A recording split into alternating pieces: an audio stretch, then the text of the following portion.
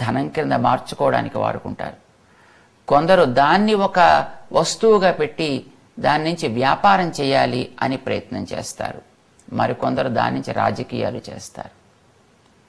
ఏ ఒక్కరికో నూటికి కశ్చిత్ మాం వేత్తి తత్వతః అని 2వ అధ్యాయంలో తనే వాపోయినట్టుగా ఆ తత్వాన్ని వినియోగించుకొని ఆ తత్వాన్ని సాక్షాత్కరించుకొని మన ఉజ్జీవన కోసం వచ్చిన రూపం ఇది అని విశ్వసించడం సామాన్యమైనటువంటి విషయం కాదు. అది ఎంతో మనస్సు పరిపక్వం అయితే తప్ప లభించేటటువంటి స్థితి కాదు కూడా. అయితే ఆ స్థితి లభించడానికి మనలో ఉండాల్సింది ఆనాటి గొల్ల పిల్లల వలె నాకు కూడా కొంత తెలుసును అనే అహంభావం తొలగాలి.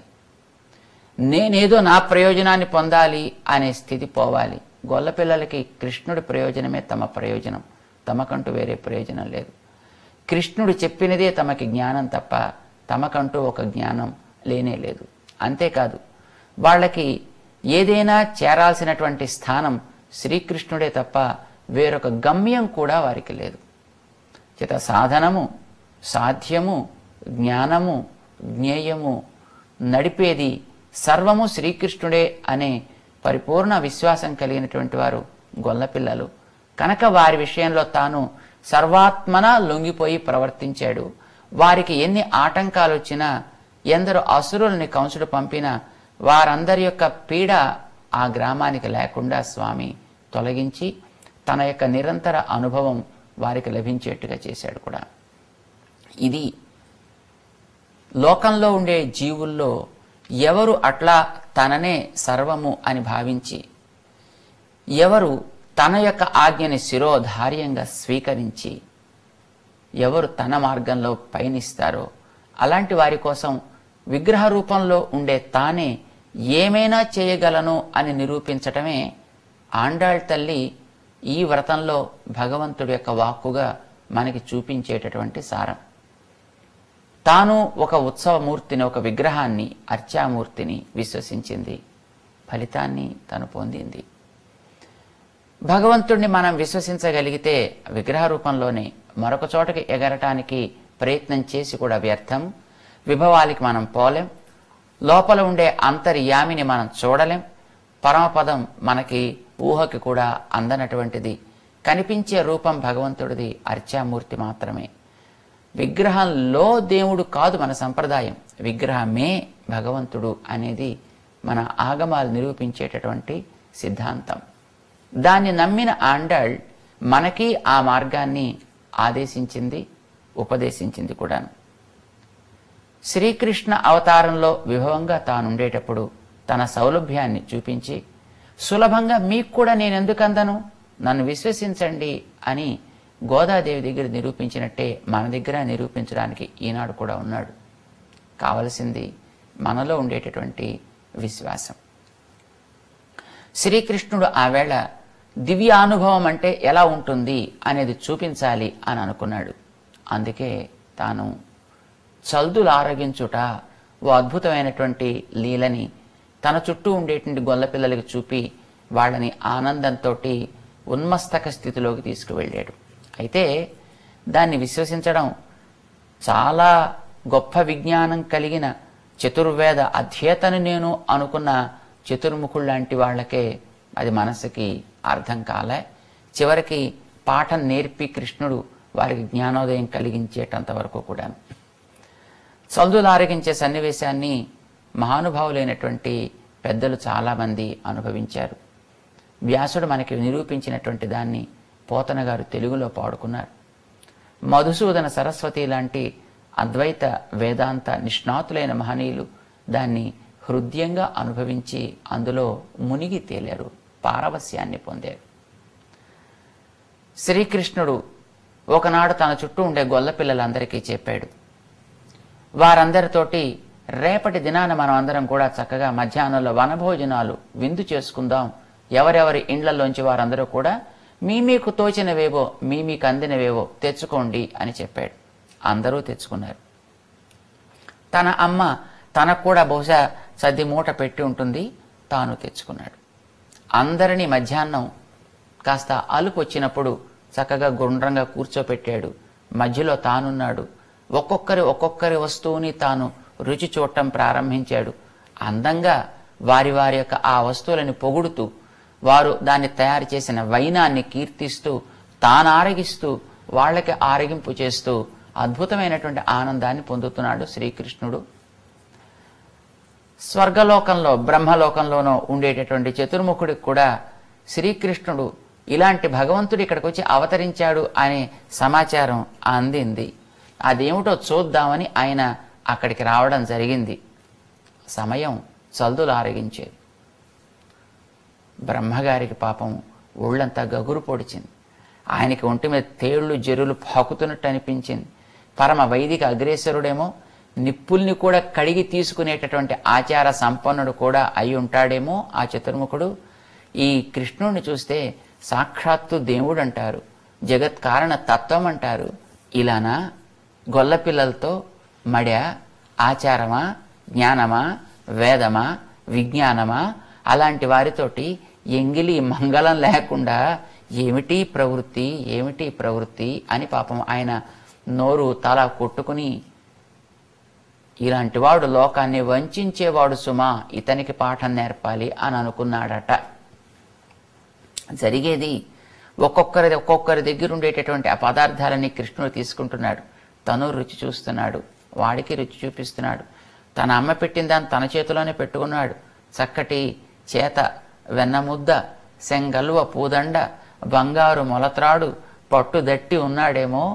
ఆ స్వామి అలానే ఉన్నాడు.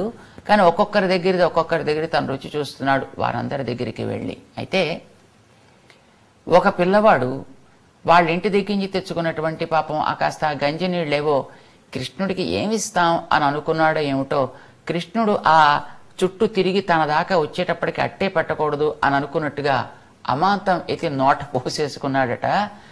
కృష్ణుడు ఆ గొల్ల పిల్లవాడు, తన మీద ప్రేమ కలిగిన వాడు, వాడి కరస్పరిశ కలిగిన ఆ పదార్థం తనకు అందకుండా పోతోందే అని ఇతనికి దిగులు కలిగి బెంగవేసి గబగబా వాడి దగ్గరికి పరిగెట్టుకు వచ్చేటప్పటికి వాడు దాని నోట్లో పోసేసుకోవడం అయిపోయింది.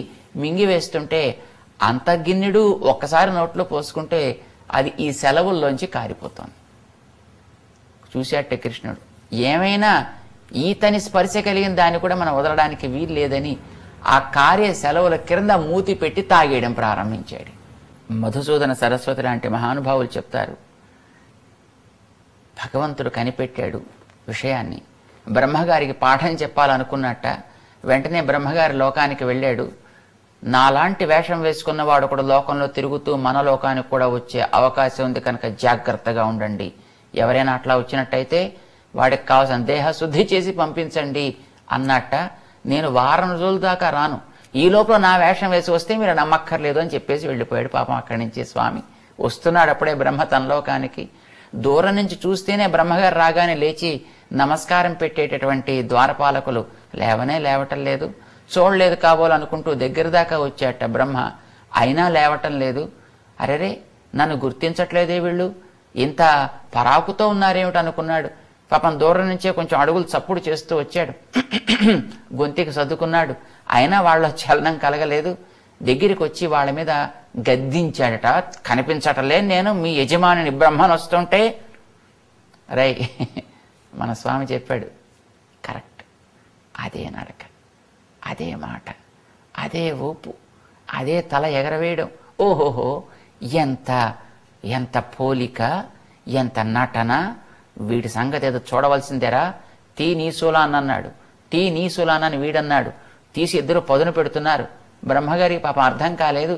తన ద్వారపాలకులు, తన రాజ్యంలో, తన ద్వారం ముందర ఇలా వాళ్ళు ప్రవర్తించడం సహించలేక దగ్గరికి వచ్చి గద్దించేట, మీ ఉద్యోగాలు పీకి పారేస్తాను అంటూను. రై, మన ఉద్యోగం తీసేస్తాడు, చూద్దాం రా. చూద్దాం అన్నాడు. వీడో చూపు చూశాడు, వాడో చూపు చూశాడు. తన గుమ్మం ముందర తన నౌకర్ల చేత తనే అవమానం పాలయ్యే దుస్థితి ఏర్పడింది. చతుర్ముఖ బ్రహ్మకి ఏడుపు వచ్చింది. ఏం చేస్తాడు పాపం, గతి లేక వెనక్కి తిరగాల్సి వచ్చింది. సరే, తనకి ఏడుపు వస్తే వచ్చింది, కానీ కృష్ణుడికి కూడా ఏడుపు వస్తే తనకు కొంచెం తట్టుకోవచ్చు అని అనుకున్నాడు. వెంటనే ఈ లోకానికి వచ్చాడట. ఆ లోకంలో చూస్తే ఎక్కడా ఏడుపే లేదు, శోకం లేదు. ఇదివరకటి కంటే మించిన ఆనందం, ఇదివరకటి కంటే మించినటువంటి సంతోషం అక్కడ తరంగిస్తోంది. కారణం, బ్రహ్మగారికి ఒకసారి చేసిన సృష్టి మళ్ళీ చేయడం చేత కాదు, కానీ పరమాత్మకి చేతకాంది ఏముంటుంటుంది కనుక వెంటనే తాను ఎందరు పిల్లలని, ఎందరు దూడలని, ఎన్ని కర్రలని, వాళ్ళు కట్టుకున్న బట్టల్ని, వేసుకున్న కిర్రు చెప్పుల్ని, చేతిలో ఉండేటువంటి పొన్ను కర్రలని, ఎన్నిటిని వాళ్ళు ఎలా ఎలా ధరించి ఉన్నారో అన్ని రూపాలు తానే అయి రేపల్లని తనమయం చేసేసాడు ఆయన. తీసుకెళ్ళినాడు బ్రహ్మ అని తెలిసింది. బ్రహ్మకి పాఠం చెప్పాను కదా, ఈ ఊరి వారందరికీ కూడా ఈ రకమైనటువంటి ఒక సంతృప్తిని, ఒక ఆనందాన్ని కలిగించాడు. బ్రహ్మగారు ఇలా తన ఊరికి ఒక్కసారి వెళ్ళి వెనక్కి తిరిగి వచ్చేటప్పటికి ఒక ఏడాది కాలం ఇక్కడ గడిచిపోయిందిట. ఈ ఏడాది పాటు శ్రీకృష్ణుడే వారికి పిల్లలు తానే, దూడలు తానే. ఆవులకి ప్రేమ పొంగి పొంగి వస్తోంది దూడల్ని చూస్తే. పిల్లలు ఇదివరకు అల్లరి చిల్లరి వాళ్ళు అనుకుంటూ తిట్టే తల్లి తండ్రి కూడా ఈ పిల్లాన్ని చూస్తుంటే ఈవేళ పట్టలేని ఆనందంతో ప్రేమ పొంగుకు వస్తోంది. ఇట్లా తన లీల ఏడాది పాటు ఆ ఊరి వారికి అందరికి అనుభవింపచేశాడు. వచ్చాడు బ్రహ్మ, చూశాడు ఊర్లో అందరూ యథాతథంగా ఉన్నారు, ఎక్కడ దుఃఖ ఛాయలే లేవు. అరే, తను దాచిన గుహలో వాళ్ళు తప్పించుకున్నారా వెళ్ళి చూశాడు, అక్కడ వాళ్లే ఇక్కడ వీళ్లే. అర్థం కాలేదు పాపం బ్రహ్మగారికి. కాసేపు చాలా కన్ఫ్యూజ్ అయిపోయాడు. చూస్తే అన్ని ఆకారాల్లోనూ కృష్ణుడే కనిపించాడు. ఇది ఆశ్చర్యం కలిగింది. సాక్షాత్తు పరమాత్మని తెలివి కలిగింది, జ్ఞానోదయమైంది. నేరుగా వచ్చి అతని పాదాల ముందర పడ్డాడు. స్వామి క్షమించు, నీవు నా ప్రభువి అని తెలుసుకోలేకపోయానయ్యా అంటూ లెంపలు వాయించుకున్నాడు చతుర్ముఖ బ్రహ్మ. ఆనాడు ఆ పిల్లలందరికీ చల్దులారగించే ఆనందాన్ని కృష్ణుడు కలిగించాడు. మోక్షానందం అంటే ఏమిటో చూపించాడు. మోక్షం అనగా నేమి, ఆనందించుట. దీని మీద రకరకాల ప్రశ్నలున్నాయి. మోక్షం అంటే జీవుడు బ్రహ్మము ఏకమగుట అని చెప్పలేదు ఎక్కడ మనకి శాస్త్రంలో. ఉపనిషత్తులలో ఏమవుతుంది ప్రళయకాలం వచ్చేటప్పటికీ, లేదా మోక్షం పొందిన జీవుడు ఏమవుతాడు అనే దాన్ని ప్రశ్న వేస్తూ బ్రహ్మవిత్ ఆప్నోతి పరం అంటూ చెప్పింది. అంటే పరమాత్మని, ఆనందాన్ని తెలుసుకోగలిగినట్టయితే బ్రహ్మవిత్ అంటారు అతన్ని. బ్రహ్మం అంటే ఆనందం, ఆనందము కలవాడు పరమాత్మ. దాన్ని ఎవడైతే తెలుసుకుంటాడో పొందునది ఏది అంటే పరం ఆప్నోతి, వాడు గొప్ప స్థితిని పొందును. ఆ పరమును పొందును అనే దాన్నే గోదాదేవి పరై పరై అంటూ మనకి తిరుప్పావైలో అనేక చోట్ల వివరిస్తుంది. ఆ పరము ఎలా ఉండును దాని గురించి ఉపనిషత్తు వర్ణించింది. తైత్తిరీయము అని దానికి పేరు. ఆప్నోతి పొందును. ఈ పొందుటంటే ఏమిటో చెప్పాలి కదా. ఈ పొందుటనే తినుట అని చెప్పింది. అశ్నుతే ఎట్లాగా, సోస్నుతే సర్వాన్ కామాన్ సహ బ్రహ్మణ విపశ్చితేతి అని మనకి వర్ణిస్తుంది.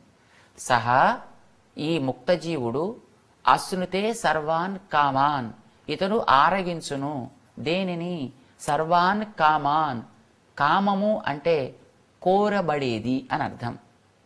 దేన్ని జీవుడు కోరుకుంటాడో దాని పేరు కామము. ఏమిటి కోరుకుంటాడు జీవుడు? భగవంతునిలో ఉండేటటువంటి కళ్యాణ గుణములని కోరుకొనును. కనుక పరమాత్మలో జీవుడు కోరేవేవో వాటికి కామములని పేరు. అవి అతనిలో ఉండేటటువంటి కళ్యాణ గుణములు. దీన్ని చెబుతూనే వేదం తస్మిన్ యదంతః తదుపాసితవ్యం, తస్మిన్ ఆ పరమాత్మయందు అంతః యత్ లోపల ఉండేటటువంటి కళ్యాణ గుణ సంపద ఏదున్నదో తదుపాసితవ్యం, ఆ ధనమును మనం కోరతగును అని చెప్పింది. చేత ఉపాస్యుడికి కోరవలసినటువంటిది ఆ పరమాత్మలో ఉండే కళ్యాణ గుణములు. వీటికి కామములని పేరు. సోస్నుతే సర్వాన్ కామాన్, అన్ని కామములను వీడు అనుభవించును, అన్ని కళ్యాణ గుణములను వీడు అనుభవించును. ఎట్లా? సహ బ్రహ్మణ విపశ్చితేతి, బ్రహ్మణ సహా పరమాత్మతో కలిసి వీడు కళ్యాణ గుణములను అనుభవించును అని చెప్పింది. ఈ తో కలిసి అనేది సంస్కృతంలో చాలా తమాషాగా ఉంటుంది. ఇది 2 రకాలుగా ఉంటుంది. దీనికి భోగ్య సాహచర్యము, భోక్తృ సాహచర్యం అనే 2 పదాలు ఉన్నాయి వ్యాకరణ శాస్త్రంలో. ఈ సహా అనేటటువంటి దాన్ని చెప్పేటప్పుడు రాజుగారితో మంత్రి వచ్చెను అన్నాం అనుకోండి, వచ్చింది ఎవరు? రాజుగారు. మంత్రి వచ్చాడు అంటే మంత్రికి ఇంపార్టెన్స్ కాదు, వచ్చింది రాజుగారు, రాజుగారికి ప్రాధాన్యం ఉంటుంది. రాజు మంత్రితో కలిసి వచ్చాను అన్నప్పుడు మంత్రితో కలిసి రావచ్చు, కొడుకుతో కలిసి రావచ్చు, ఒక నౌకరుతో కలిసి రావచ్చు, లేదు తన భార్యతో కలిసి రావచ్చు. వచ్చినవాడు రాజు. అక్కడ ప్రాధాన్యం అనేది వచ్చిన రాజుకి ఉంటుందన్నమాట. దీన్ని ఏమంటారు? దీన్ని భోక్తృ సాహచర్యము అని అంటారు. భగవంతుడిలో గుణములు ఉన్నవి, ఆ గుణములతో కలిసే తానిప్పుడు వీడక ఉండును. కనుక మనం భగవంతుణ్ణి గుణాలు లేకుండా అనుభవించడం కానీ, లేకపోతే గుణాలను విడిగా తీసుకుని అనుభవించడం కానీ జరగనే జరగదు. వీడు వాడిలో ఏకమవడం ఉండదు. ఉపనిషత్తు చెబుతూ ఏకీభావమే పర్యవసానము అని మనకి అనేక చోట్ల చెప్తుంది. తమః పరే దేవే ఏకీభవతి. ఏకీభవతి, ఏకం భవతి, చాలా తేడా ఉంది పదాల్లో. ఏకం భవతి ఒకటగును, ఏకీభవతి ఒకటి వలె అగును అంటూ మనకి శాస్త్రం చెబుతుంది. వ్యాకరణమే దాన్ని నిరూపించింది ఆ పదాన్ని. వేదంలో ఎక్కడైనా ఏకీభావమే తప్ప ఏకం భావము అనేది మనకి దాంట్లో కనిపించదు. అంటే జీవుడు బ్రహ్మలో ఐక్యము కాడు. జీవుడు బ్రహ్మమును చేరును. చేరి ఏమగును? చేరి అక్కడెక్కడో ఒక మూల పడి ఉండునా? కాదు, ఉండడట్లాగా. అలా ఉంటే దానికి కైవల్యమని పేరు పెట్టారు. మరి ఏమగును? జీవుడు పరమాత్మని అనుభవించును. ఎట్లా అనుభవించును? గుణములతో కలిపి అనుభవించును. ఈ గుణములతో కలిపి అనుభవించడం అంటే ఏమిటి? మళ్ళీ అది మనకు అర్థం కాదు. ఎందుకంటే మనం గుణాలు ఎక్కడ చూడం. ఇలా 1, 2, 3 గుణాలు లెక్క పెట్టడానికి మనకు దొరకవు. అప్పుడు అనుభవించడం అంటే ఏం తెలుస్తుంది? ఇక మనకి బ్రహ్మం అంటే తెలియదు, గుణాలంటే తెలియదు, అనుభవం అంటే ఇక తెలియడానికి అవకాశం ఎక్కడుంది? కనుక అందుకే అలాంటి చికాకుల్లోకి మనం వెళ్ళొద్దు. శ్రీకృష్ణ పరమాత్మ చేసినటువంటి చల్దులారగించే సన్నివేశాన్ని చూసి వేదవ్యాసుడు చెప్పాడు, ఇది మోక్షానుభవము. ఒకడు అనేక మందితో కలిసి తన సంతోషాన్ని వారికి పంచుతూ, వారి ఆనందాన్ని తాను పంచుకుంటూ అన్నము తినెను. వేదం భగవంతుడు మోక్షానందాన్ని ఇవ్వడం అనేది అన్నము తినుట అనే దాంతో చక్కగా పోల్చి చెబుతుంది. మోక్షం వెళ్ళిన తర్వాత అహమన్న మహమన్న మహమన్నం అహమన్నాదో అంటూ జీవుడు నేను అన్నమును. ఏమిటి అన్నం అంటే? మనం తినడానికి పనికొచ్చేది. క్రమంలో తింటే అది మనకి తృప్తినిస్తుంది, క్రమం తప్పి తింటే మన్ని తింటుంది. కనుక దానికి అన్నము. అద్యతే అత్తిచ భూతాని తస్మాదన్నం తదుచ్యత ఇతి అంటూ వేదం చెప్పింది. అద్యతే అది మన చేత తినబడుతుంది. మంచిగా తింటే తృప్తినిస్తుంది. లేదు మంచిగా తినలే, రుచిగా ఉంది కదా అని మరికొంచెం వేసేసాం, అత్తిచ భూతాని మన్ని తినేస్తుంది. అంటే ఎక్కువ తింటే డాక్టర్ దగ్గరికి వెళ్ళాల్సి వస్తుంది. అన్నీ మళ్ళీ మన క్రమంగా క్షౌరం అవుతుంటాయి అన్నమాట. క్రమములో అనుభవించదగినది కానీ దానికి అన్నము అని పేరు. జీవుడు మోక్షానికి వెళ్ళిన తర్వాత అహమన్నం, భగవన్ నీవు అనుభవించడానికి నేనయ్యా అంటాడట. భగవంతుడు కాదు కాదు, నేను నీకు సేవ చేయడానికి, నేను నీకు ఆనందాన్ని ఇచ్చేవాడిని. అహమన్నం కాదు కాదు తండ్రి, నేనే నీకు అన్నాన్ని అని వీడంటాట. సరే, అహమన్నాదో నేను ఆ అన్నమును అనుభవించువాడిని ఆయన అంటాట. అయితే ఈ అన్నాన్ని నేను అనుభవించువాడిని జీవుడు అంటాట. అంటే అనుభవించేదెవడు, అనుభవం పొందేదెవడు, ఇట అట ఆ ఆనంద దశే పైన ఉంటుంది తప్ప ఎవడు ఎవడు అనేదాన్ని గుర్తించ వీలు కానంత సమానత్వం ఏర్పడుతుంది అక్కడ. అంటే జీవుడు పరమాత్మను చేరిన తర్వాత పరమాత్మతోటి సర్వాత్మన సముడు అగును. సముడంటే ఆయన వంటి రూపం, ఆయన వంటి గుణాలు, ఆయన వంటి అనుభవం, ఆయన వంటి ఆనందం. అయితే బ్రహ్మసూత్రాలను రచించేటువంటి వేదవ్యాస భగవానుడు ఒక 2 తప్ప అని దానికి అక్కడ మినహాయింపు ఇచ్చాడు ఆయన. ఏవి 2? సర్వాత్మన సామ్యం వస్తుందయా, శ్రియపతిత్వం రాదు, జగత్ కారణత్వం రాదు. రాదంటే వీడికి అది తీసుకోవాలి అని వీడు అనుకోడు, ఇవ్వాలని ఆయన అనుకోడు. జగత్ కారణత్వం అంటే జగత్తుని సృష్టించేటటువంటి శక్తి. శ్రియపతిత్వం, శ్రియపతి మనకి ఆయన తల్లి తండ్రి, వీడు తల్లి తండ్రి కాడు, కానీ తల్లిదండ్రుల ఒడిలో హాయిగా విహరించి ఆనందించే స్థితి ఉంటుంది. జగత్తు సృష్టి స్థితి లయాలు చేయడం అనేది ఒక పెద్ద బాధ్యత. అందులో ఎన్నో రకాలైనటువంటి సమస్యలు ఉంటాయి. ఆ సమస్యలు వీడి మీద మోపి వీడిని దుఃఖపెట్టే స్థితి భగవంతుడు వీడికి అంగీకరించడు. నిరంతరము ఆనంద ఉదధిలో వీడిని ముంచాలని అనుకుంటాడే తప్ప వీడిని క్లేశ పెట్టాలి అని ఎంతకాలం ఈ ప్రకృతిలో నువ్వు తిరిగి తిరిగి తిరిగి ఎన్ని దుఃఖాలు అనుభవించావో, ఇంకా నీకు దుఃఖాలే పెడతానా, ఇక హాయిగా అనుభవించగలిగినంత ఆనందాన్ని నీ ఇష్టం నువ్వు అనుభవించు. ఇలా భగవంతుడు ఈ జీవుడికి ఆనందాన్ని ఇస్తాడు అని మనకు చెబుతోంది వేదవ్యాస భగవానుడు బ్రహ్మసూత్రాల్లో. భోగమాత్ర సామ్యలింగాచ ఒక సూత్రాన్ని చెప్పాడు. భోగమాత్ర సామ్యలింగము అంటే అనుభవం మాత్రం సమానంగా ఉంటుంది, ఏమాత్రం తేడా జీవులలో మోక్షానికి వెళ్ళిన తర్వాత ఉండదు. ఇది మన సిద్ధాంతం.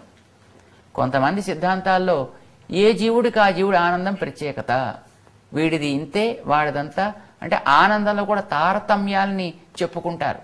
కానీ మన వైదిక సిద్ధాంతాల్లో ఆనంద తారతమ్యాలు అంగీకరించారు.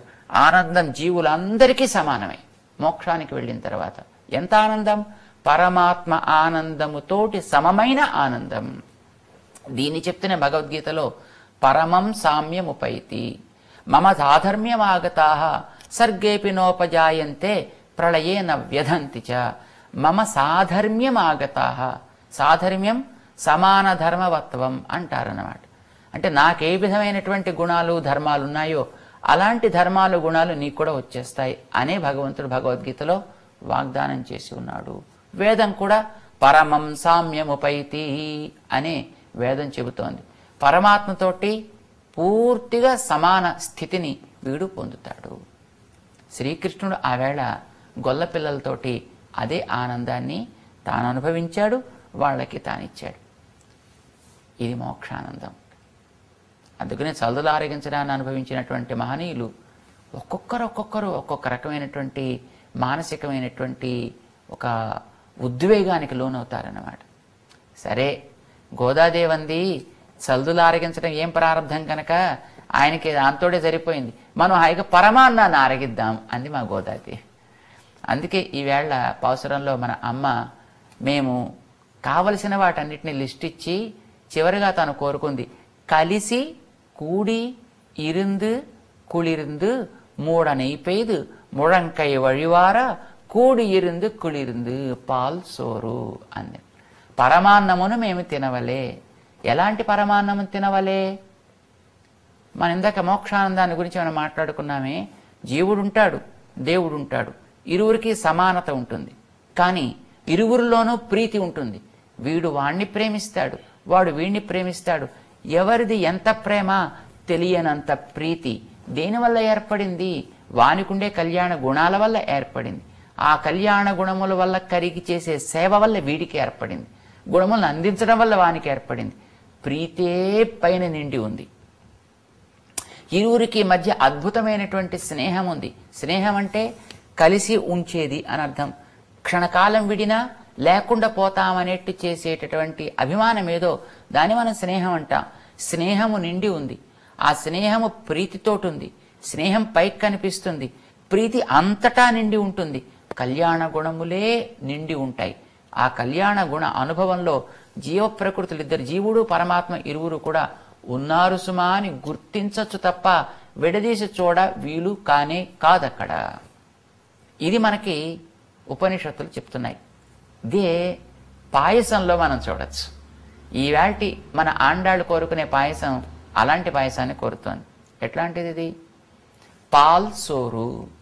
పాలు కలిసిన సోరు అన్నము ఉండవలే. ఎలా ఉండాలది? మూడ నెయ్యి పెయ్యదు. నెయ్యి పూర్తిగా పైన తేలుతూ ఉండాలి. అంటే పైన తేలే నేతిలో అది మునిగి ఉండాలి. మామూలుగా పాయసం అంటే బియ్యం ఉడికించేసి దాంట్లో కాస్త పందార వేసి కలిపేసి పైన కొద్దిగా పాలు జల్లి ఇలా తీసుకొచ్చిన దాన్ని పాయసం అని అనరు. అది పరమాన్నం కానే కాదు. మరి ఎట్లా ఉండాలి? పాలలోనే ఉడికినవి కావాలి. 1 లీటర్ పాలైతే 1 పిడికెడు బియ్యం మాత్రమే. 1 లీటర్ పాలైతే 1 కిలో పంచదార దాంట్లో కలపాలి. పంచదారో లేకపోతే పాలని విరగకొట్టని రసాయనాలు కలవని మంచి బెల్లమైనా అయి ఉండాలి. అప్పుడు మంచి బెల్లం అయితే 1 లీటర్ పాలకి 2 కిలోల బెల్లం కలపాల్సి వస్తుంది. మరి అందులో 1 లీటర్ నెయ్యి కలపాలి. అప్పుడు ఎలా ఉంటుంది? అది పాలలోనే ఉడకాలి. మొదట గింజని వేయించాలి. పాలలో బియ్యం వేసేసి ఉడికిస్తే అది ఉడకదు. మొట్టమొదటి బియ్యాన్ని నేతితోటి వేయించాలి. బాగా వేగిన తర్వాత ఎర్రగా అప్పుడు పాలని మరగబెట్టాలి. మరిగిన పాలలో బియ్యాన్ని పొయ్యాలి. అప్పుడు బియ్యం అంటకుండా అడుగంటకుండా జాగ్రత్త. పాలలో నీళ్లు కలవటానికి వీలేదు సుమా. జాగ్రత్తగా దాన్ని తిప్పుతూ ఉండాలి. అప్పుడు అది కోవాలా క్రమక్రమంగా మారుతుంది. అప్పుడు దాంట్లో పంచదార వేయాలి. పంచదార కలపాలి. అప్పుడు దాంట్లో నేతిని పొయ్యాలి. అప్పుడు ఎలా ఉంటుంది అది? చాక్లెట్ పేస్ట్ కంటే అందంగా ఉంటుంది. ఇది కావాల్సింది. అందులో అప్పుడప్పుడు కాస్త కిస్మిసులు, అందులో కాస్త జీడిపప్పులు, అందులో కాస్త బాదం పలుకులు, అందులో కాస్త పిస్తాలు, ఇలాంటివన్నీ దాంట్లో చేరి ఉండొచ్చు. ఇందులో మనకి పైన కనిపించేది నెయ్యి, ఆ క్రింద కనిపించేది తెల్లటి పాలే. పాలేనా? ముట్టుకు చూస్తే అందులో ఏవో కణములు ఉన్నట్టే తెలుస్తుంది. కానీ ఆ బియ్యపు కణాన్ని విడిగా తీద్దామంటే అది తీయడానికి అవకాశం ఉండేట్టుగా పైకి రాదు. అంత మెత్తగా దాంట్లో అది వేగి ఉండడం వల్ల ఉడకడం బాగా ఉడుకుతుంది. మరి దాంట్లో వేసిన పంచదార తీపో, ఆ తీపి పాలలో, బియ్యపు కణములలో, నేతిలో అంతటా మొత్తం కలిసిపోయి ఉంటుంది. ఇది కలగవలసింది. వేదాంత శాస్త్రం చెప్పే మోక్ష ఆనంద అనుభూతి ఇది. ఆండాళ్ తల్లి చల్దులు ఆరగించే స్థితి మనకెందుకు కనుక చక్కటి పాయసాన్ని ఆరగిద్దామండి. ఏమిటి పాయసం? ఏమిటి బియ్యపు కణాలు? ఈ జీవుడే ఒక బియ్యపు కణం లాంటివాడు. ఈ జీవుడికి పైనుండేటటువంటి శరీరమే ధాన్యాను. ఇది మొలుస్తుంది. భగవంతుడు కృషివరుడు. ఆయన ఒక రైతు. ఆయన ఈ జీవులనేటటువంటి వాళ్ళని చక్కగా పండించాలి, ఆనందాన్ని అనుభవించడానికి తగినట్టుగా తయారు చేయాలి, అన్నముగా మారాలి అని అనుకుంటాడే. ఈ ప్రకృతి అనే క్షేత్రాన్ని దుక్కి దున్ని ఇందులో జీవుడనే విత్తుని నాటుతాడు. 3వ పాటలో ఓంగు పెరుం సెన్నెలూడు కయ్యలుగడ అంటుందే, అట్లాంటి స్థితి కావాలి అని అడుగుతారన్నమాట. ఇది మన వాళ్ళు కోరుకునేది. అంటే అది బాగా చక్కగా పెరగాలి. ఎర్రధాన్యం కావాలి. ఇప్పుడు ఈ రోజుల్లో అసలు ఎర్రధాన్యం అనే పేరే మనకి తెలియదు. కానీ ఇదివరకు రోజుల్లో సారభూతమైనటువంటి ధాన్యం, ఏదో కృష్ణ కాటుకల కంటే ఇంకా ఉత్తమమైనటువంటి ధాన్యం ఏదో ఎర్రధాన్యం అని ఉండేది కాబోలు. ఆ ఎర్రధాన్యం ఏం చేస్తారు? మొదట చక్కటి పంట పండుతుంది. దాంట్లో పొట్ట పోసుకున్నాక గింజ నిండుతుంది. ఈ జీవుడు ఈ మానవ శరీరాన్ని ధరిస్తే వీడికి చక్కటి అన్నం కాగలిగే శరీరం ఏర్పడింది అని అర్థం. ఈ ఎర్రధాన్యానికి పైనుండేటటువంటి ఆ పొట్టు ఉంటుందే, దాన్ని ఏమంటారు? దాన్ని తవుడు, చిట్టు అంటారు దాన్ని. ఈ పైనుండేటటువంటి చిట్టు ఎర్రటిది కావాలి. ఎరుపు అనురాగానికి సూచకం కావాలి కదా. మానవుడికి లభించినటువంటి శరీరం భగవంతుడి ప్రీతితో భగవంతుడి సేవకి యోగ్యమయ్యేట్టుగా తనని వాడుకునే యోగ్యత జీవుడికి ఏర్పడితే అది ఎర్రధాన్యం. అప్పుడు ఏమవుతుంది? ధాన్యాన్ని ఇదివరకు మన వాళ్ళు దంపేవారు, దంపి పైనుండేదాన్ని తీసివేసేవారు. అట్లాగా ఈ జీవుడికి ఈ శరీరంతో సాగించేటటువంటి యాత్రలో సుఖాలు, దుఃఖాలు, కామాలు, క్రోధాలు, లాభాలు, అలాభాలు, జయాలు, అపజయాలు, ఐశ్వర్యాలు, అనైశ్వర్యాలు, అజ్ఞానం, జ్ఞానం, ఇవన్నీ కూడా ఈ యాత్రలో వీడిని దంపి దంపి దంపి ఈ పొట్టు విడేట్టు చేస్తాయి. ఈ పొట్టు విడి ఏ క్షణంలో సాగుతుందో ఆ క్షణంలో జీవుడి యాత్ర ఇక్కడి నుంచి బయలుదేరుతుంది. బియ్యాన్ని